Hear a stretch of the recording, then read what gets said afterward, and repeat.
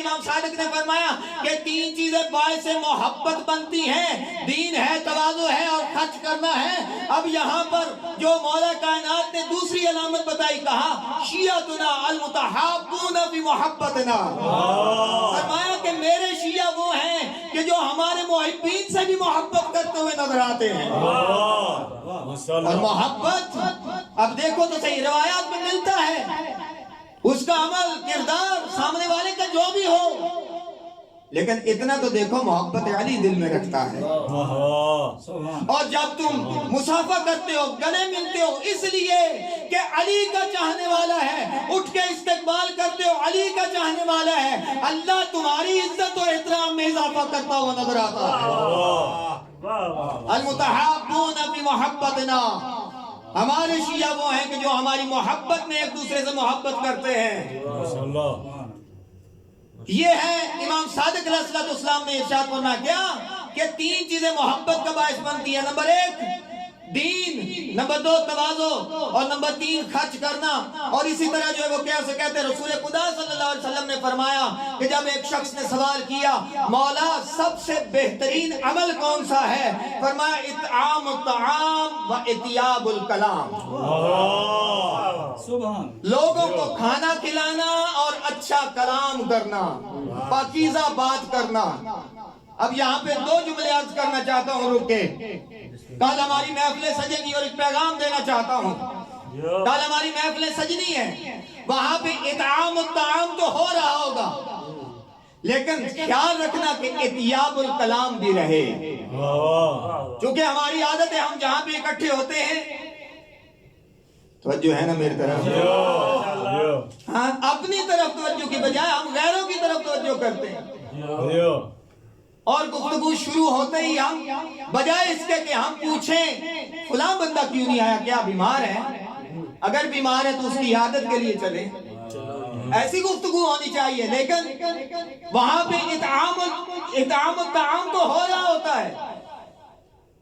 سخت مرحلہ لگ رہا ہے شاید، لیکن اطیاب الکلام نہیں ہوتا کہ جہاں ہم اکٹھے ہو جائیں صحیح،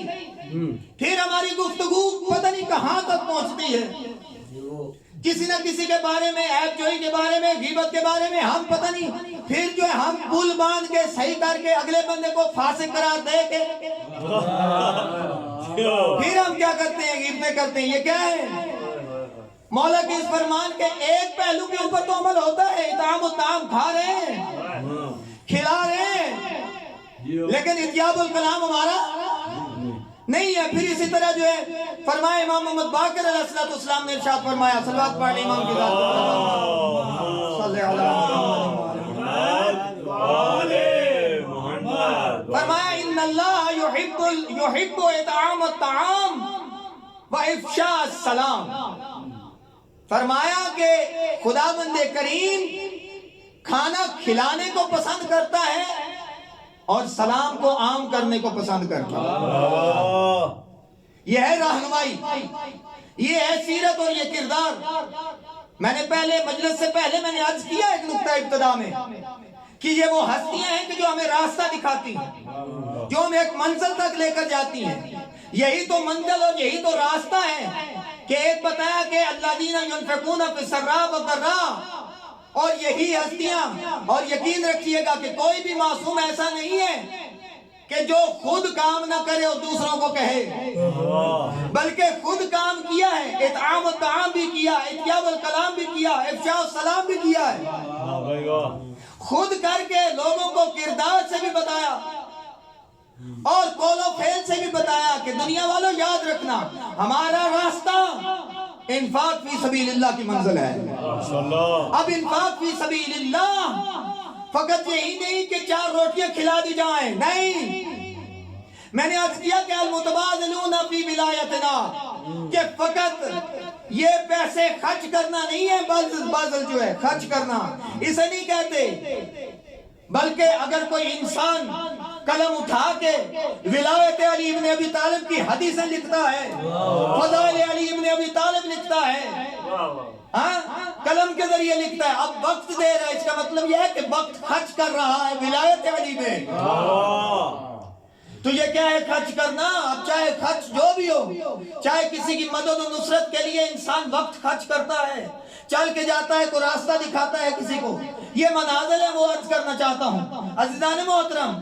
ہم اس نقطے کے اوپر پہنچے ہیں کہ امام باقر علیہ السلام نے فرمایا کہ جو شخص لوگوں کو کھانا کھلاتا ہے اور لوگوں کے درمیان سلام کو عام کرتا ہے، وہ اللہ کے ہاں دوست شمار ہوتا ہے، اللہ اس سے محبت کرتا ہے۔ عزیزان گرامی،